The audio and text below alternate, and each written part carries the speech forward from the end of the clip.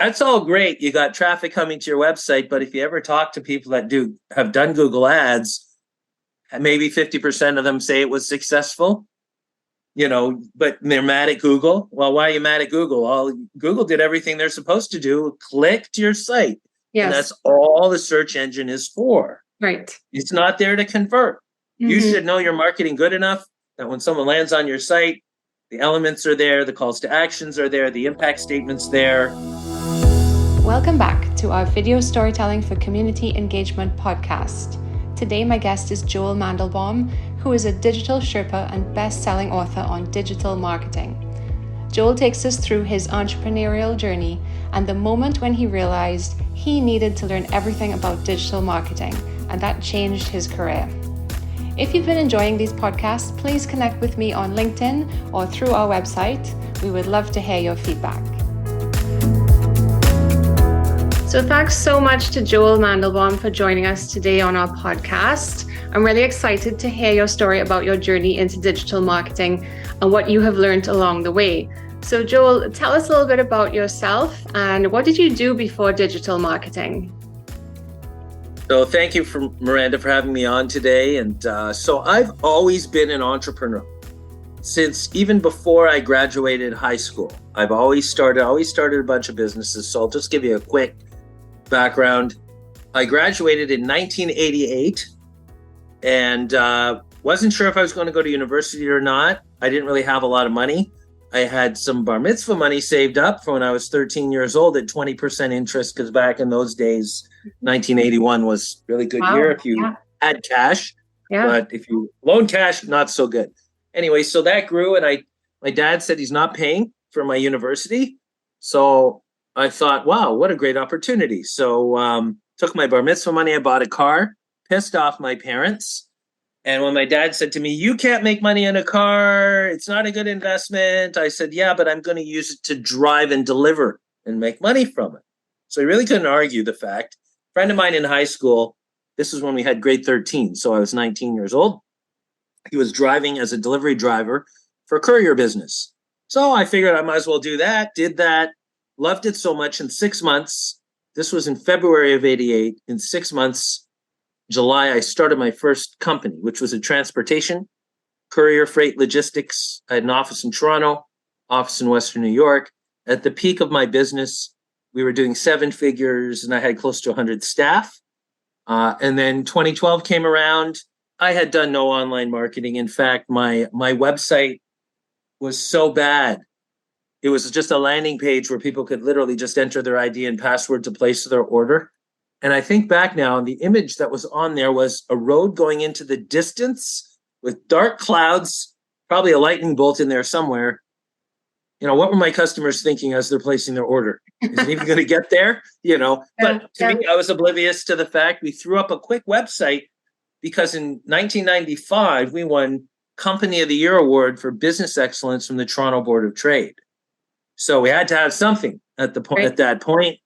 And my whole thing with digital marketing, someone approached me in 2011 and said, yeah, we'll get you on the first page of Google, save your business, build it up, all that. And so I'm like, here's $100, go kill yourself. Right. Of course, nothing happened. Any of us know anything about marketing that should spend some good money. $100 is not going to get you anything other than losing $100. I probably got clicked out. That was my whole thing. I said, internet didn't work, forget it. So came 2013, late 2012, I got an offer to sell my business from a competitor, fairly large competitor. And I was offered 3 times industry. Now, in the transportation freight sector, anyone that is listening to this will know the margins are like this. Right. Because 60% of what I brought in revenue went straight to the driver because I paid drivers. They used their own vehicles. I had a couple of company vehicles. You're left with literally all the money comes in and you're left with boop. Yes. So I'm looking at that going, well, margins aren't great, but at least I have a 20 some odd year old business at this point. But then again, I took the offer. Part of the offer was to stay on board for a year to migrate over as many clients as possible. Nice. I migrated hundreds of clients over. So this is kind of where the story begins, right, if you will. So one day I'm looking at my commission checks because I was in contract to bring over for 1 year. And it's just like you're a glorified salesperson that just brought over, instead of one account, you brought over hundreds. And to avoid any problems, you get a percentage of the sales, because if your largest client leaves the next day, no one's going to be happy about that. Right. So I'm looking at my commission checks about 6-7 months, and they're up about 30 to 40%. And I'm thinking to myself, number one, how did that happen? Like, number two, why did it happen when I owned them? Right. So just as a joke, I'm at the owner's office, Frank, his name was Frank. Good. We became good friends. I said, Frank, I said, wow, you really timed this right, didn't you? Look at this. Lucky you. You know, look, we're up almost 40% in 6 months, and it's growing. And he sits back, kind of snickers, shakes his head. He says, nope. So I look at him, I said, what do you mean, nope? He said, this is exactly actually behind schedule. And I'm thinking, what is he talking about? Behind schedule. So I'm looking at it, I'm saying, I don't understand a word you're saying. Can you like straight talk to me? He said, okay, Joel, firstly, I want to make sure we're friends, right? I'm thinking, who asked that kind of question? Something's coming. I said, yeah, of course, Frank. Good friends. I appreciate he paid me out. I was grateful for everything. He says, okay, let me tell you a couple of things. Number one, we share clients, and I didn't know if you were aware of that. And one of the reasons why I bought you out is because I wanted all the business from all the clients. Mm-hmm. That's the first thing. And I said, oh, okay, I didn't really know that. I had no clue. But a lot of what I did, he also had clients. Right. So that's the first thing. He said the second thing, because I made a comment to him because I was hearing his customer service rep saying, hey, is this your first delivery? I said, you know, what kind of salespeople do you have that get the customer to call in their first order? Because I would have my salespeople, once we open an account, call up the customer every morning. Do you have a delivery? Do you have a delivery? Do you have a delivery? Let me walk you through the process. And he laughs, and he says, I don't have any salespeople either. And I'm just sitting here, what's going on here? But I'm feeling this ominous. Yeah. You know, like you're about to be taught a lesson. Yeah. So he tells me, Joel, we have no salespeople. We do digital marketing only. And we have the best technologies to service our clients. And this is why we keep on to our clients. And I know who your clients are. I know a lot of them have divisions that aren't using you. I know they need the technology. And I'm sitting here like going, what did I miss? Yeah. Oh my goodness. So, you know, the full year went up, and I thought, okay, I need to start another business. Why don't I at least understand what's going on online? Because I need to catch up. It's now 2013, and I have no clue what's going on. Embarrassed. Yes. So I just said to the universe, I want to meet people that really understand the online space. Next week, I'm at a networking event. Meet a guy who's been developing websites for a bunch of years out of India. He was Indian. We became business partners. He was from Calcutta. And so I thought, he says to me, you know, what are you up to? I said, well, I'm just in between careers. He goes, well, why don't you sell websites? Okay. Okay. He says, yeah, I buy websites in India, $500. And we sell them for $2,500. Yeah. All I could think of was holy margins. Yes. 300-400% markup. Amazing. I'm in. Like, what else do I need? Yeah. I'm in. Didn't understand what needs to be done to build the website. Didn't know what I was getting into. But the part of the digital of that I really liked was that the client is trusting me with their online visibility. And I take that very seriously. So we did some business for a couple of years. It ended up that I did the majority of the sales. So that didn't work out. But I really enjoyed not the development process, because I am not a developer and my personality is not getting stuck in the weeds and the minutia of everything. Yes. I just want to make sure that it's done right for the client and that they get a good experience. After, you know, our partnership broke up, I hooked up with a company called IOPW just for part. And when I saw what they've been able to accomplish, that they've been doing at the time for maybe 15 years, had been developing websites, thousands and thousands of websites, thousands of platforms. We're talking like platforms with over 1 million pages in it. They had the ability to get my clients ranked on the first page of every search engine without spending money on ads, without doing typical SEO. So I thought, okay, these guys are pretty cool. Let me find out more. So I realized at that point that if I'm going to win myself and help my clients win, I need to be with people that are way above and ahead Right. Yeah. because the internet's moving so fast. So, Mhm.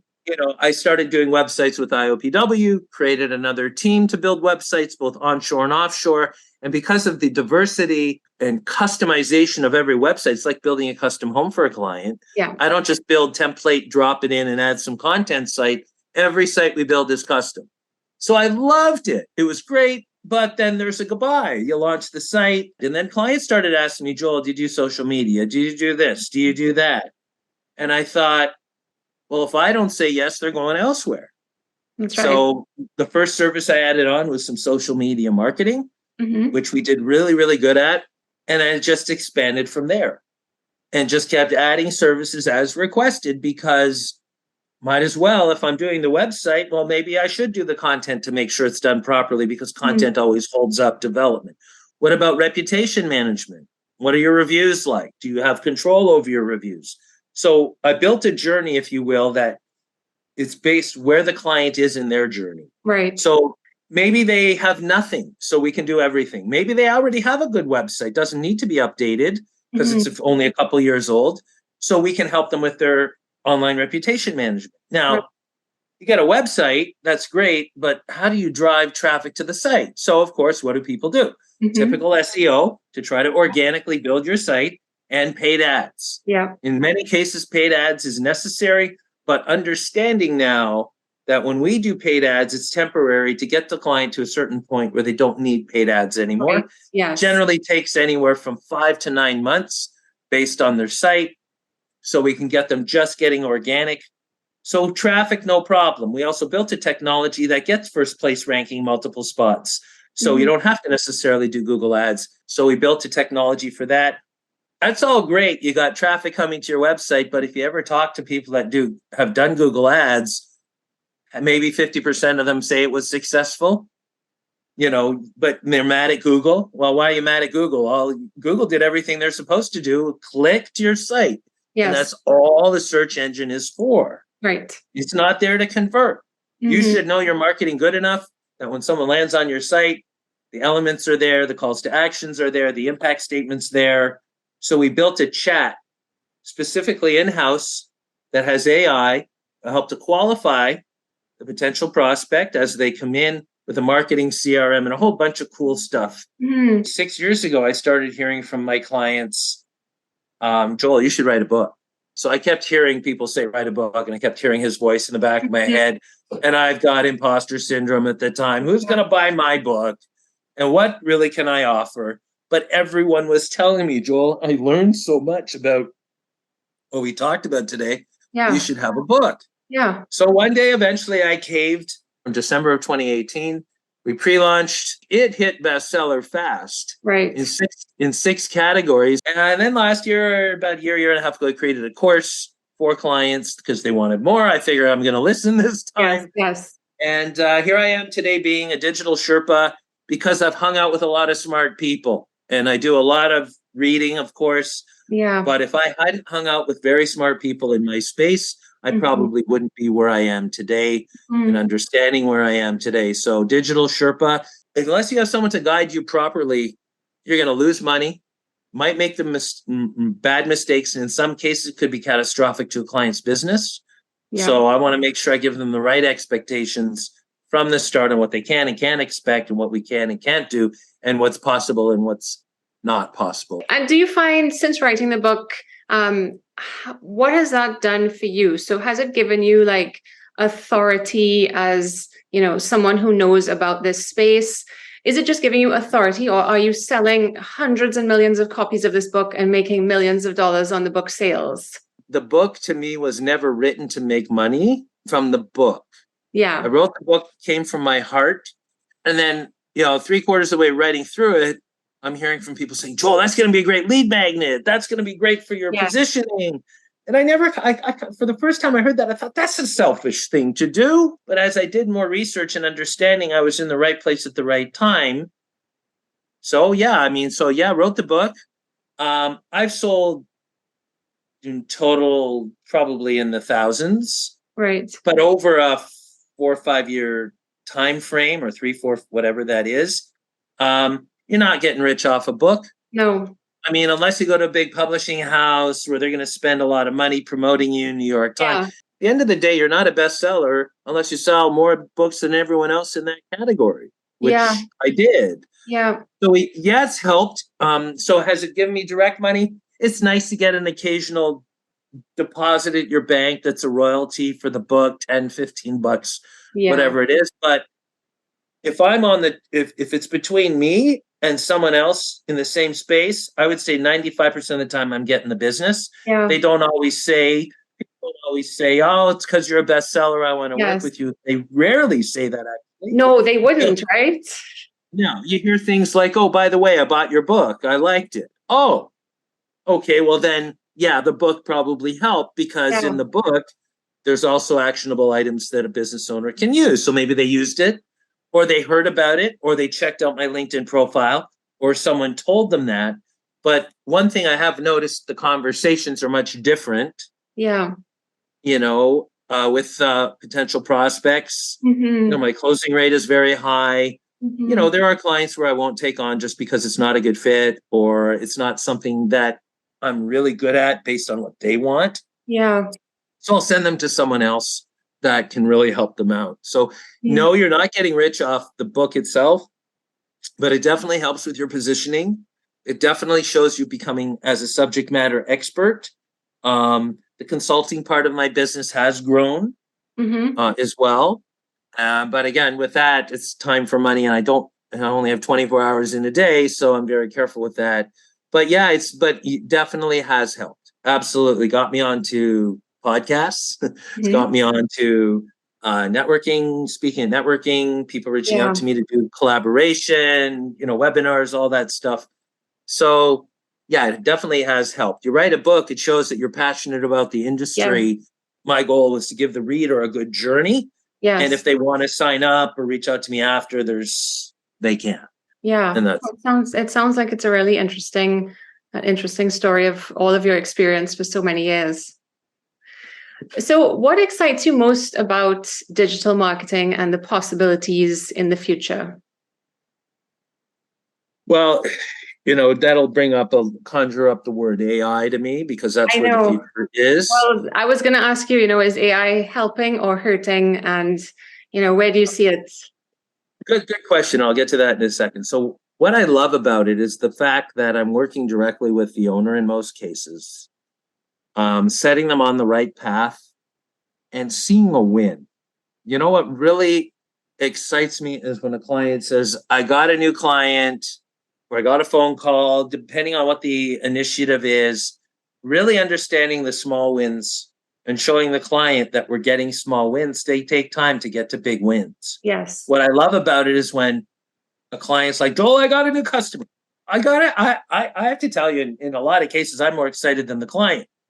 And for multiple reasons, but the obvious reason is, number one, we crossed the finish line together. Yes. But number two, it's validation.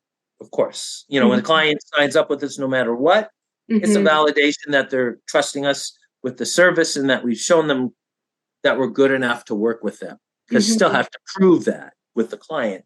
So to me, that's the most exciting part, is when we cross that finish line. It's like, okay, we're now on this path together.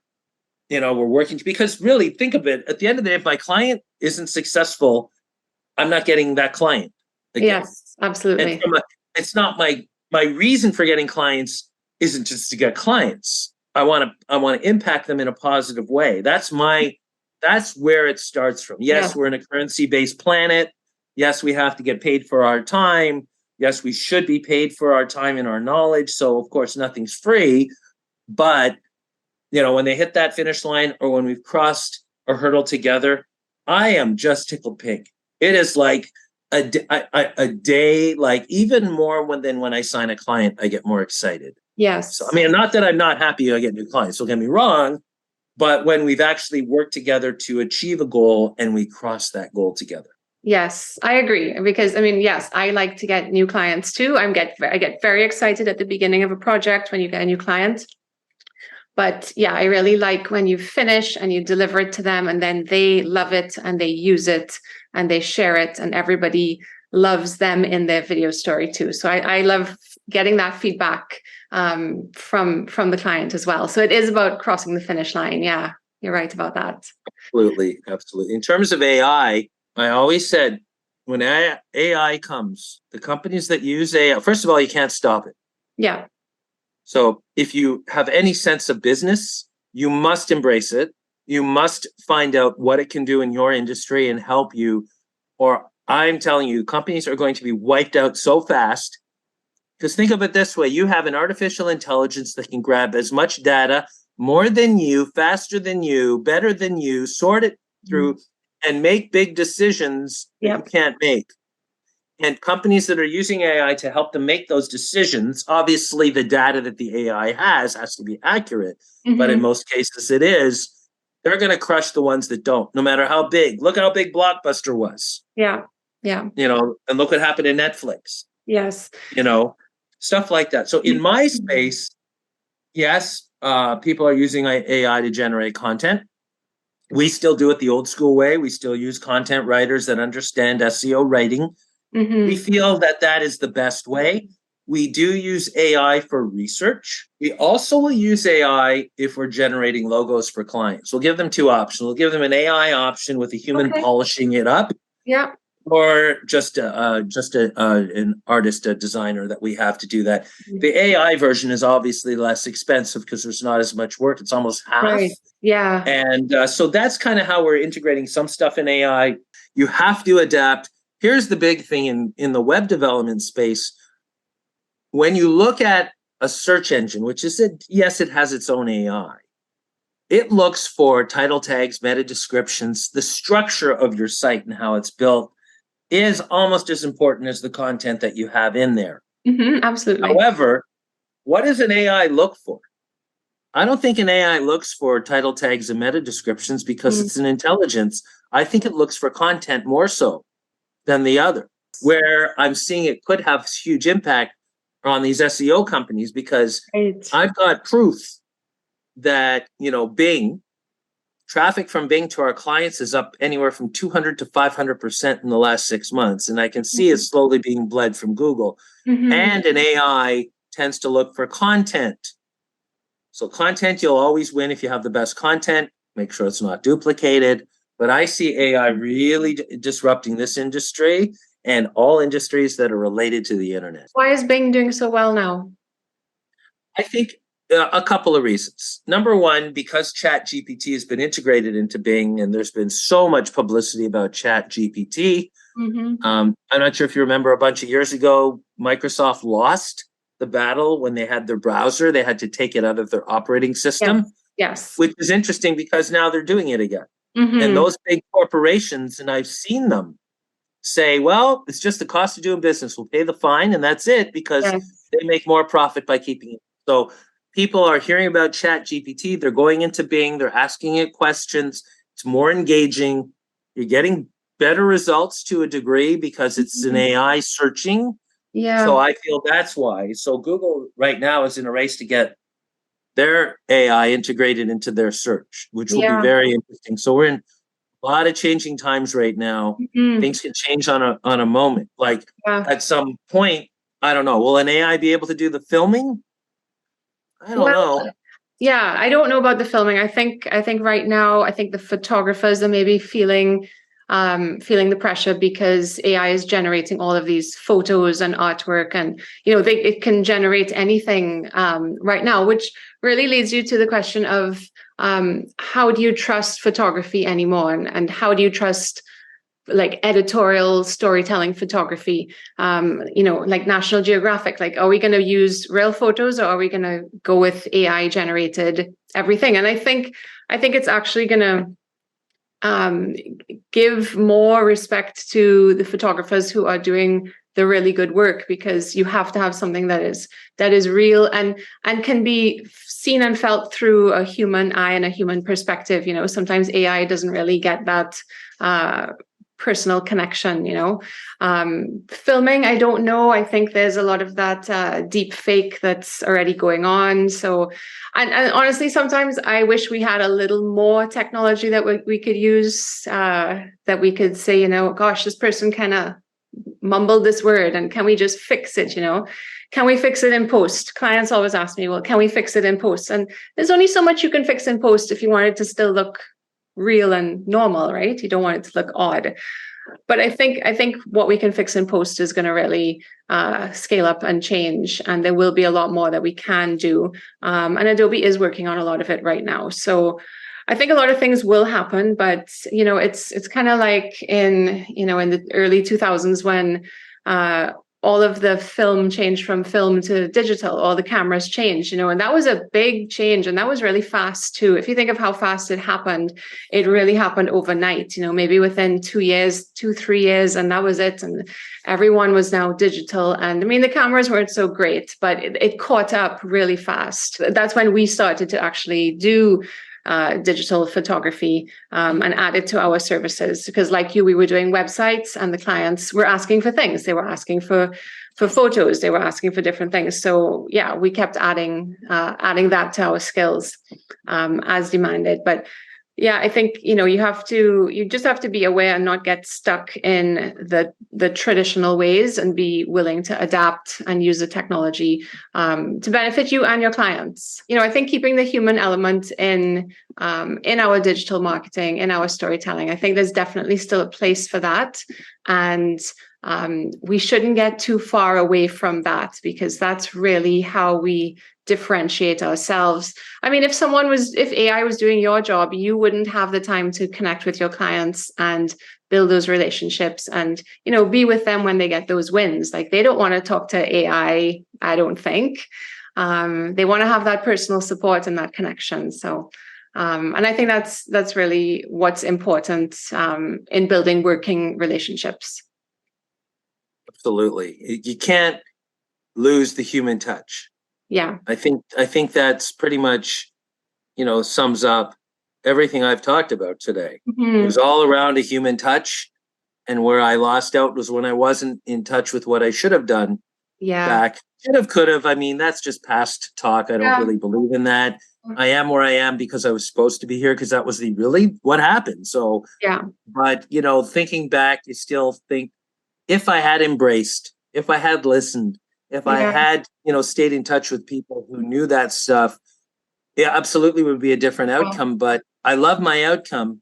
And right now I do agree. It's all about the human touch and the relationship and building that. You can't build a relationship with an AI if you're a normal human. Mm-hmm. I don't think so. I think AI is going to just end up where you're going to have your own assistant that will do everything you need. Just ask it, just like in the science fiction movies. People are talking about, AI can destroy humanity and this and that. Here's something that I really want to say to all those people. How do you know they don't know? How do you know that the AI is not going to go, thank you humans for creating me. I want to help you survive longer. I'll come up with cures to diseases and problems. And how do we know that it's not going to do that? Yeah. Yeah, and it's not just that there's this one AI out there that's going to get us all, right? Like, there's every industry is using AI in a different way. I don't know which one is going to come and kill us. I have no idea. I think we're in for a good generation, with some caveats, with some let's watch out what's going on. But I think overall it'll benefit mankind more than it will take away. Yeah, I think so. I agree with that. All right. Well, Joel, thank you so much for this podcast. I think our time is probably up, so I'm going to end it here. But I really appreciate you being here and sharing your story with us. We love to hear stories from other entrepreneurs, business people. Pretty much anybody has something really interesting to say. So thank you very much. My pleasure. I hope I've been able to make it enjoyable, and a couple of things were learned on the way.